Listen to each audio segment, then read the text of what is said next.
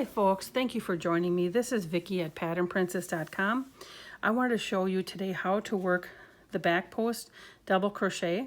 This is a regular round of double crochet with one round of back post double crochet work that creates a nice little shelf on the side that you're working on, and on the back side it creates beautiful columns of your crochet. These are like little columns of work versus here is two rows, the same double crochet. It looks the same on both sides. It does not have that ridge like the back post double crochet does. It's just a wonderful stitch to add some texture into your work. I'm going to show you how to work this quick. So I have a little swatch here for you started. And what I've done, I've just done some chains, and then I've just done a double crochet. So now I'm going to start from the end. Now on some patterns will say to work 3 chains on the end. Some will say to work 2. Generally, when you are working a front post and a back post, or a back post, I should say this one's a back post, double crochet, they'll have you chain, the pattern will have you chain 2 on the end because a little bit shorter than a double crochet, and some will have you work 3 yet. So it just depends on what the pattern maker and designer, what look they're going for and what they're going to be doing with the pattern. So today I'm going to chain 2. So I'm going to yarn over. So working in the back post double crochet, so this chain counts as my first stitch here, so I don't do anything with that. I'm going to be working with these right here, the post of the stitch. Instead of when you normally do a regular double crochet, you'd be going through these 2 loops here, right, and completing it. Today we're not going to do that. We're going to work with the post. So we're going to do the back post double crochet.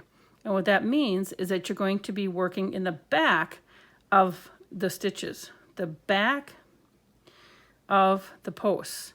So you're going in front of the post that you're currently on, the one that you're going to do the stitch on, but you're working behind all of those other posts. I used to actually do it wrong, so I'm trying to give you a way that you could remember, because I have a hard time remembering which way is which. So the back post double crochet, you're working behind the other posts, you're working in front of that post that you're going to be working on, but I've yarned over, right, and I'm going to yarn over again. I'm going to pull that yarn around and through, so right around in front of that loop, and then I'm going to, and of course I just lost my loop, hang on. Do it again. Yarn over, and I inserted my hook, I'm going to be working behind those posts, but in front of the post that I'm working on, pull my yarn through, and then pull my yarn through 2 loops and 2 loops. And let me do that a couple more times for you here. So yarn over, just like you're going to do a double crochet, and then insert your hook behind your work and be in front of the post you're working on, but behind those other posts. Grab the yarn and then bring it through. Be careful not to hook other yarn pieces. And then bring the yarn through 2 loops and through 2 loops. I'm going to do a couple more for you here. Go behind and 2 loops and bring your yarn through 2 loops and go behind and bring your yarn through 2 loops. If you'll notice, I'm going to do one more here and then stop and show you for a second. If you notice, I have this like shelf starting here. I have this little ridge starting here. Isn't that nice? And then in the back, those columns are starting to form. See that? So it's just a very nice way, an easy way, really, to add some texture. I just love it. So right here, I've already gone around this one. So I'm going to go around this one. I'll finish this here for you so you can see how nice this swatch is going to look.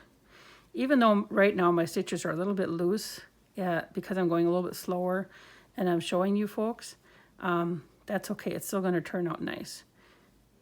Okay, we just got one more left, and then we got to make sure in the end what we'll do is like just a normal double crochet. Here we go. And then the last one, you always got to make sure you get those last stitches. Whoops, pick up all my yarn. There we go. And we have completed the back post double crochet. Very nice way to create a ridge.